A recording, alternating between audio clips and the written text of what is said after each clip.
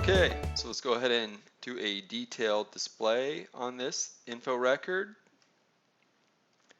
When I run the execute button now, the first thing that comes up here is you can see for this customer in this sales area, we now have a list of our materials, as noted by our material number here, and our customer material, as noted here by their customer materials that we've put in. You can see how the code is slightly different, so it's meaningful in this example. In real world examples, these two numbers could be completely different. One could be all numeric, one could be alphanumeric, or all alpha, have special characters in it. Could be very different. And here you can see we have the description for each of our material numbers listed here as well.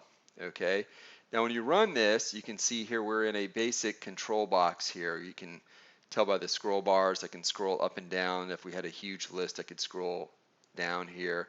I'm going to scroll to the right because some of the information is hidden here that I'd like you to see. So we have things here like rounding profiles that we can apply. We'll talk more in detail, okay, about rounding profiles. And then a unit of measure group as well that applies to that rounding profile. This is kind of extra. We don't need to worry about this right now. We'll come back to it.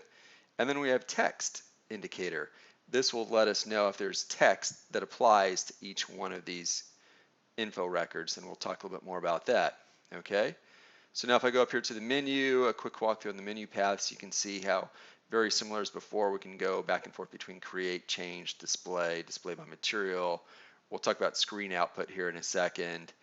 Edit, I can select certain records, I can select all. Okay. I can go to the info record details. I can go look at that text that we were talking about.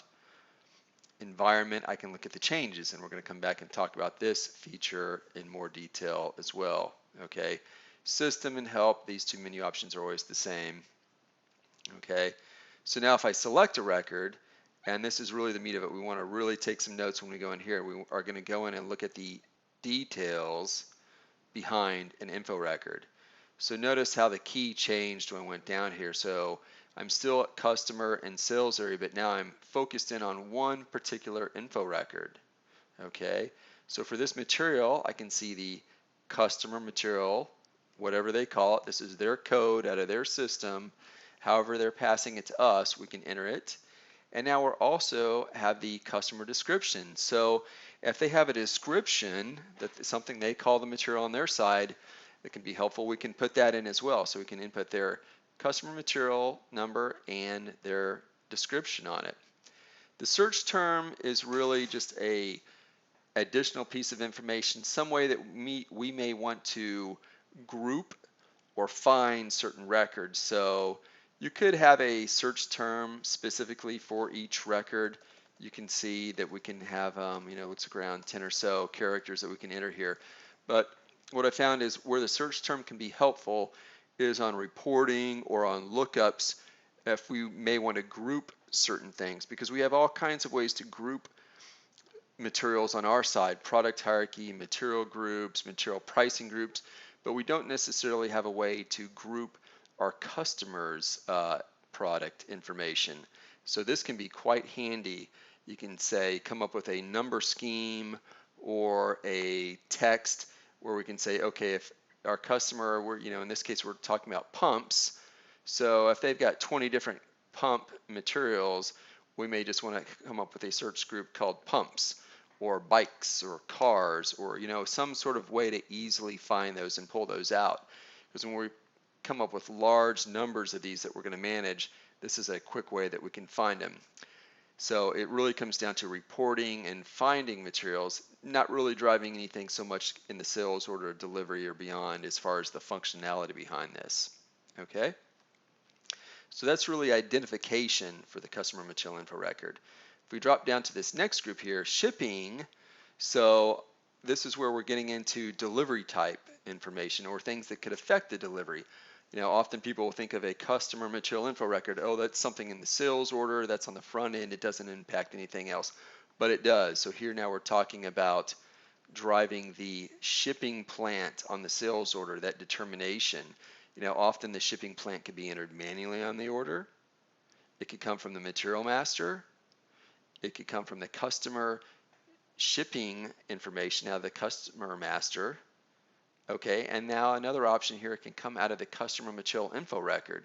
So you can see whereas it's very specific. Maybe in general, all my products are shipped out of a certain plant for a certain product type, or possibly a customer receives all of his products out of a certain plant, so it's assigned to his customer master.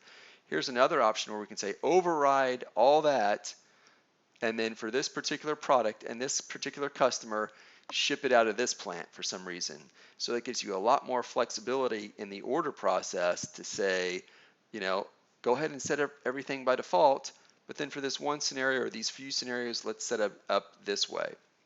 Same thing on the delivery priority. Normally our delivery priority is going to come out of that customer master, but we can come in and override that default delivery priority here in a customer material info record to say for this customer and this product combination, let's give them a little higher priority or give them a little lower priority. You know, we can say if we have for example, a really hot item that we're selling, but this one particular customer doesn't care about it that much, we might bump down his priority on it, okay? And then this will flow into the sales order, it'll flow into our ATP rescheduling processes that we have set up, and bump down that priority a little bit.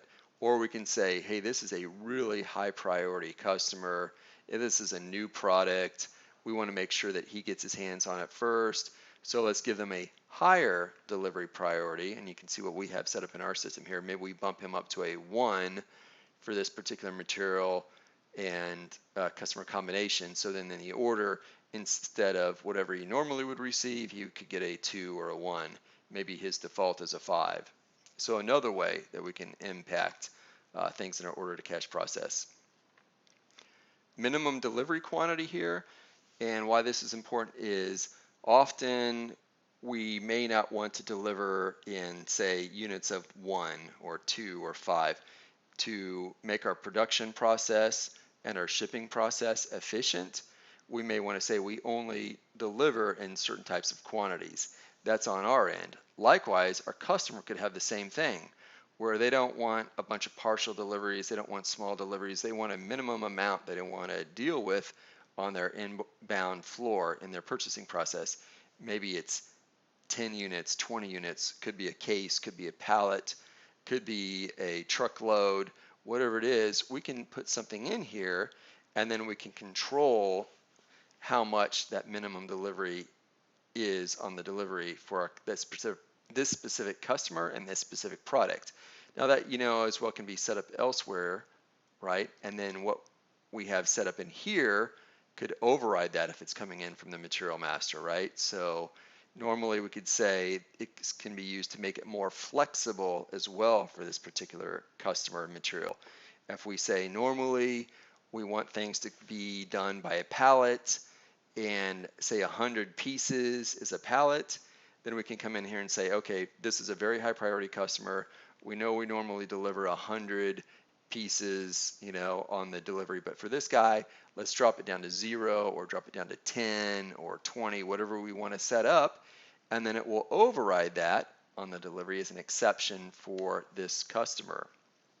Okay, and then if we drop down to this next box here, now we're drilling down into that delivery process even more from what we had up here and just fine tuning that a little bit. Partial delivery item, so here it's PART, period DLV, period / item. This is how many partial deliveries we're allowing on a line item, okay? So if in the case where we have more than 1 unit of quantity on a sales order line item, 2, 10, 1,000, whatever it is, we can say how many partial deliveries are allowed for this one. Some customers may want no partials. It's either full or nothing. Some are willing to accept a certain amount of partials. And on our side too, we may be willing to accept a certain number of partial deliveries, okay? So, but we don't want this to go on forever. You know, if we're in a really tightly constrained inventory situation, we may not want to say, you know, don't allow, you know, unlimited number of deliveries. If we have 100 units of quantity requested, let's not allow 100 deliveries. Let's try and consolidate that make our order fulfillment process a little smoother, run better, and then also our shipping, drive our shipping costs down because we can scale up the quantity on a single delivery. Okay, this is where we can kind of control this by this customer and this product and override what's been defaulted in for this particular customer master setup.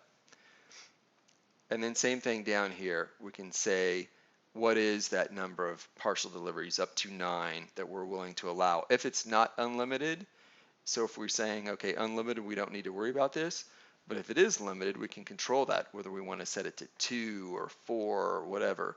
We can override what's been done at the customer master level. Okay, and then we have the under delivery and over delivery tolerance. What this then does on the delivery is to say, whatever we've set up as the delivery threshold, we can say no tolerance. Basically, it's got to match. The delivery's got to match exactly what was on the order, okay? Or we can say we can change that a little bit.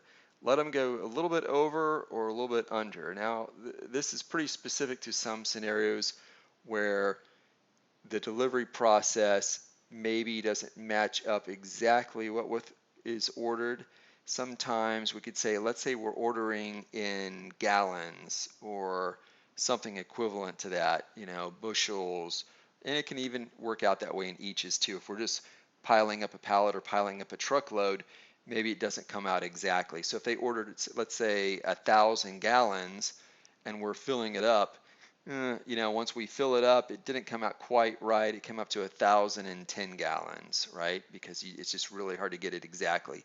We can set up thresholds to say how much this customer is willing to accept on a delivery and be charged for that could be over or under what they ordered. If it's over a certain percent, they won't accept it. If it's under a certain percent, they won't accept it. Now, if it's got to be perfect, then we didn't want to leave these as 0. It's got to be perfect on the delivery. Otherwise, we can play around with this a little bit here. And most customers have agreements, contracts set up where they're fairly flexible on this up to a certain percentage. You know, I've even seen some cases where the customers are always willing to just take whatever you give us. We'll take it all because it's a hot item. It's important to our business process, whatever that reason is. But let's say that they're not. If their PO ties back to the contract and says we'll take 10% over, then we could set that right here. Okay, we can set it up on the material level too and manage it that way. But here's where we can override what's been done elsewhere in the system. It's a little more specific because we're talking about the customer and we're talking about the product combination together. We can override that, make it more flexible or less flexible.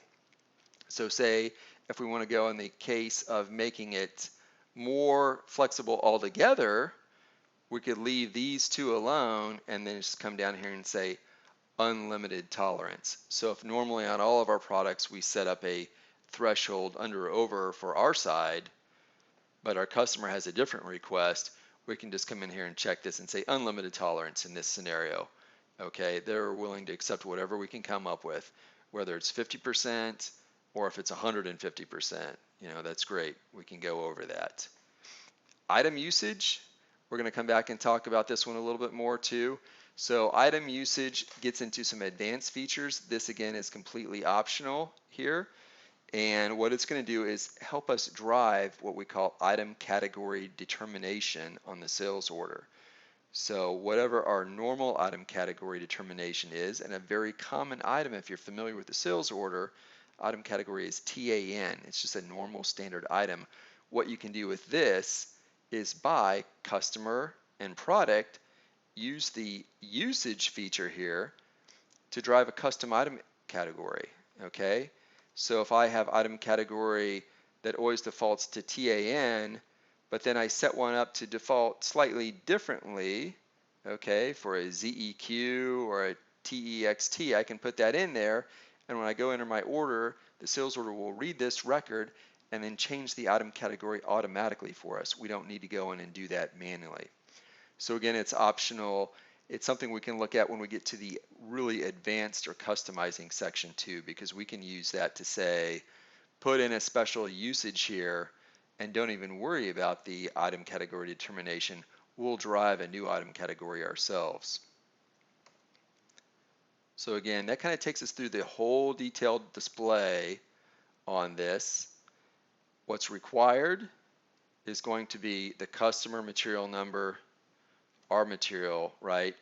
Everything else in here is all optional. We can just leave it as is, or we can get in and change it, add to it as we see fit. And we'll come through and look at examples on each of these. So right now, if you're taking notes, you should be comfortable with where to find the detailed information on customer material info record, again, here in the system, and then what's contained in here. The customer material, the description, a search term if we want to. We can change the plant if we want to, the shipping plant that you'd see on the order. We can override the delivery priority that's coming in from master data, okay, and get a new one on the sales order. We can override the minimum delivery quantity that we'd see on the delivery. And we can override the partial delivery allowed for line items and the max partial deliveries if a partial delivery applies. We can override the tolerances, and we can drive custom item category determination. Okay. Next piece, if I back up here, and we can get to this from the overview screen or the detailed screen, is the texts. And I'm going to back up here. Okay.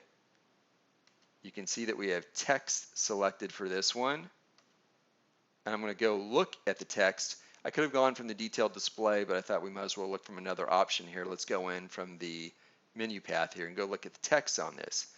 Now what this is going to allow me is two things here. One, I can enter a short text, or there could be a long text entered for this item, and you can go to the detailed display button up here, and that's going to open up a slightly different window for us here, which will let us enter many lines of text. So why short text versus why long text?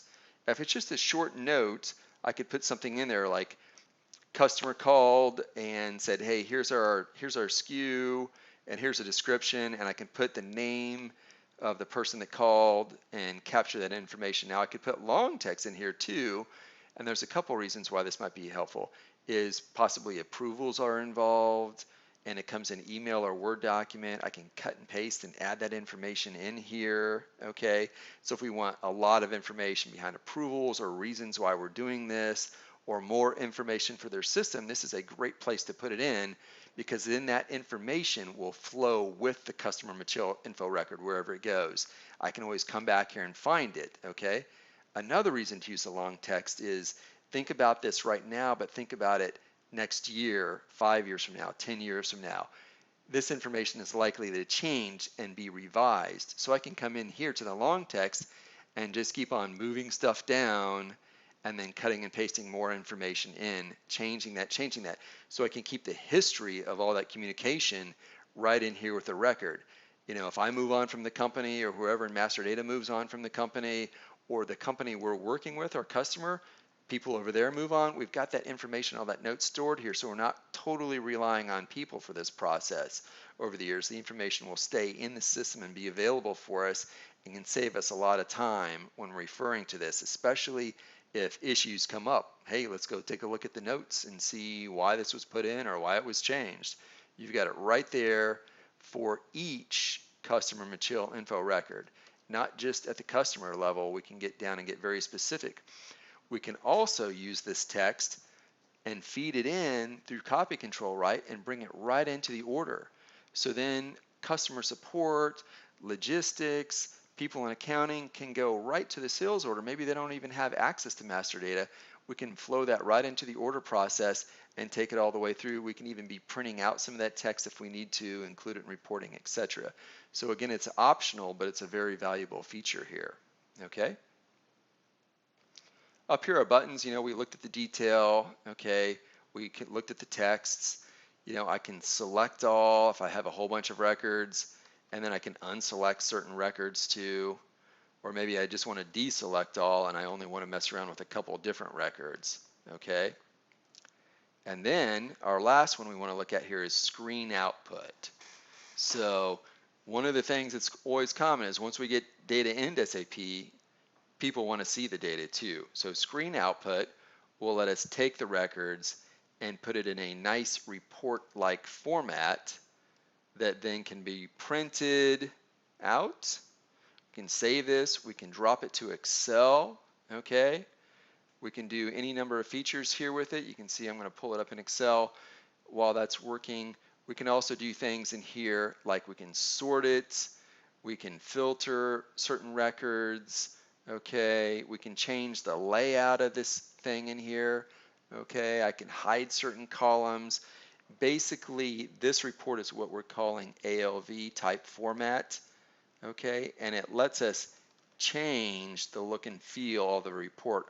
Okay, so obviously we want to save trees. We don't want to print where we don't have to, but we can drop this to Excel if we need to, attach it to an email, send it to somebody, or just keep it online, or we can print if we need it. The ALV is a very flexible feature.